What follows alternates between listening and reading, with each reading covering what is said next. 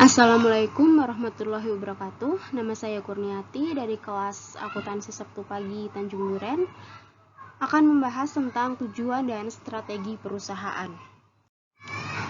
Tujuan perusahaan merupakan sesuatu yang akan dicapai atau yang dihasilkan oleh perusahaan yang bersangkutan, di mana tujuannya berisikan tentang komitmen beserta resikonya dan juga untuk menggambarkan arahan bagi perusahaan secara jelas.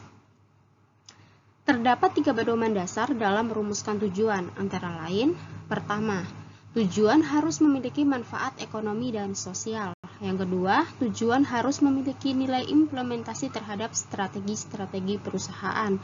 Dan yang ketiga, tujuan harus memberikan keuntungan bagi perusahaan.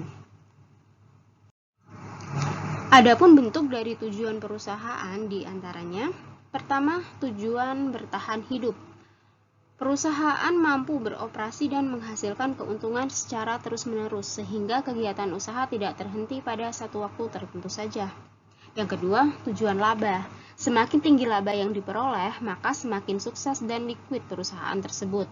Yang ketiga, tujuan pertumbuhan. Dengan pertumbuhan yang baik, maka menandakan bahwa perusahaan dalam kondisi fundamental yang baik dan memiliki kinerja yang produktif. Dan yang keempat, tujuan diversifikasi yang memberikan peluang pada perusahaan untuk tumbuh dan berkembang lebih baik dalam mensukseskan bisnisnya.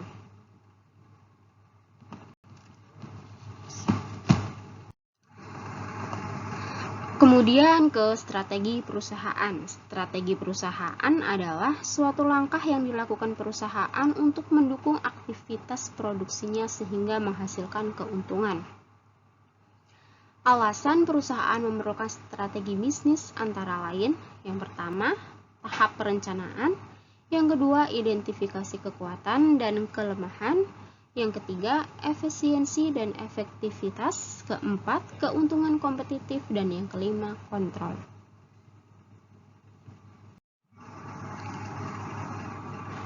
Nah, kemudian strategi perusahaan yang sering digunakan atau jenis-jenis strategi perusahaan ada 5. Yang pertama, strategi pertumbuhan, di mana perusahaan memerlukan waktu untuk pengenalan produk baru atau update fitur baru dari produk yang sudah ada.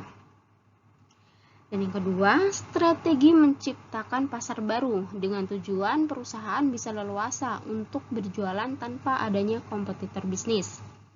Yang ketiga, strategi akuisisi bisnis. Jika perusahaan memiliki modal yang cukup, maka bisa menggunakan strategi akuisisi. Yang keempat, diferensiasi produk. Strategi dipilih ketika memiliki nilai lebih dibandingkan dengan kompetitor. Yang terakhir, strategi permainan harga. Perusahaan bisa memberikan harga yang lebih murah dengan kualitas yang sama dengan kompetitor.